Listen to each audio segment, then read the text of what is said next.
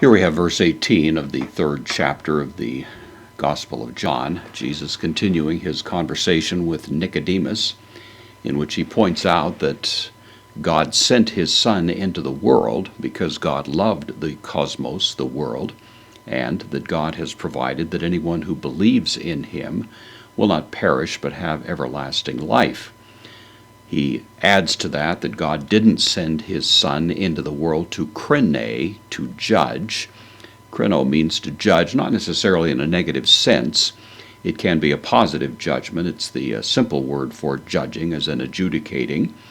But the point is, he's saying that this incarnation of Christ, in which Christ is sent into the world, was not primarily so that Christ would come into the world with the mission of holding people up to a moral scrutiny, but rather he sent the Son into the world so that there might be the possibility of salvation for the world. And now Jesus adds to this, clarifying even further what he has in mind as we come to verse 18. Ho, the pistuon, present participle, the believing, eis auton, auton is the accusative of the masculine pronoun, the believing in or into him, krenetai. So this is the passive now of that same word kreno. Again, it's the idea of judging.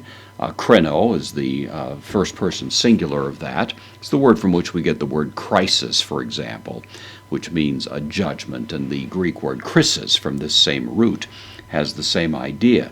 So Jesus says, he who believes in him is not judged. It's the present passive. So is not judged. The one who believes in him is not judged. Not only is it not condemned, it's not even held to moral scrutiny, is certainly the sense of it. That may be overstating it a bit, but that on the face of it would be the idea. Then Jesus adds, ho de. This is the soft conjunction. So, but the not me pistuon, same word as here, but the not believing one, this participle, a day already. Kekritai. Now this is the perfect passive of this same word, kreno. So what Jesus says here, rather remarkably, powerfully really, is that the one who does not believe is already condemned, is already judged, I should say, really, is already stands beneath this scrutiny of judgment. And it's already happened. It's not as if the jury is still out and awaiting a verdict, but the verdict has already been adjudicated at this point.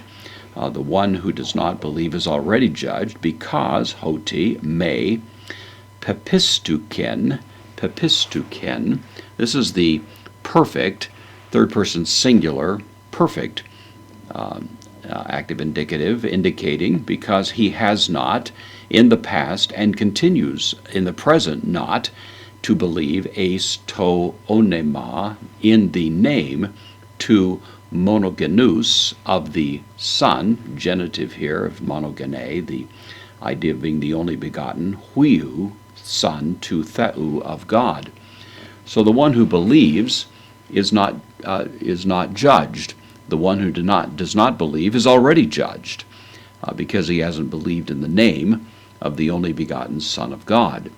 So the idea that there is a kind of eternality about this, a sort of almost a sense in which it's already been determined in a Calvinistic sense. The one who has not believed is judged already, you might say, for not believing in the name of the Son of God. The point of this, the purpose of it, is not, of course, to foreclose the prospect of a person actually believing. It's not to slam the door shut in any sense. Certainly that would not be the flavor of this, or the sense that would be consistent with anything else that Jesus does along the way.